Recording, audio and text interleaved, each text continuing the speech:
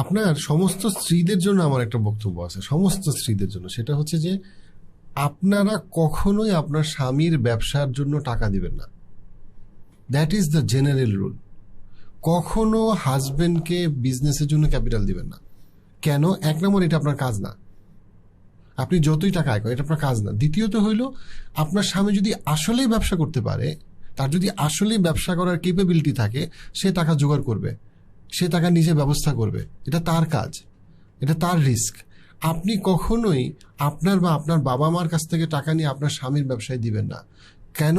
It is extremely risky. আমি relationship counselling করতে গিয়ে এত বেশি পরিমাণে আমি দেখছি যে স্বামী বলেই দিছে যে তুমি যদি আমাকে টাকা দাও ব্যবসার, তখনই সংসার থাকবে, তা নাহলে সংসার থাকবে না। অথচ মনে করেন যে এই সংসারটা আসলে বেসিক্যালি আপনি টাকা দিয়েই আসেন, এটা কোনো সংসার না আসলে। আর সবচেয়ে বড় কথা হচ্ছে যে অনেকে দেখা যায় আরো ভয়ঙ্কর, সে প্রেম করতেছে, তখনই তাকে বলছে, তারপরে আবার এটার মধ্যে বিয়ে করতেছে। অনেক মেয়ে এটা বোঝেই না যে this is a red flag. যেই প্রেম করতে আমাদের টাকা দেওয়া লাগে, এটা আসলে প্রেম না, এটা আসলে একটা মানে মানে ভাড়া করা বয়ফ্রেন্ড, যার ভাড়া দিনে দিনে বাড়বে এবং এটা সে ভাড়া না দিলে সংসার করবে না। তারপরে হচ্ছে গিয়ে যে অনেক ক্ষেত্রে দেখা যায় যে হাজব্যান্ড কি ব্যবসা করে, ওয়াইফ জানেই না, কিন্তু ওয়াইফ টাকা দিয়ে যাচ্ছে। রিলেশনশিপ কাউন্সিলিং করতে গিয়ে অদ্ভুত অদ্ভুত অভিজ্ঞতা হয়। ওয়াইফ জানে না যে হাজব্যান্ড কি ব্যবসা করতেছে, কিন্তু দেখা গেল হাজব্যান্ডের আসলে ব্যবসাটা হইলো এরকম যে ওয়াইফের কাছ থেকে সে 2 লাখ টাকা নেয়, আবার ওয়াইফের ওইখান থেকে 50,000 টাকা হাত খরচ দেয়, 1.5 লাখ টাকা গায়েব। 1.5 লাখ টাকা বেসিক্যালি স্বামীর বেতন।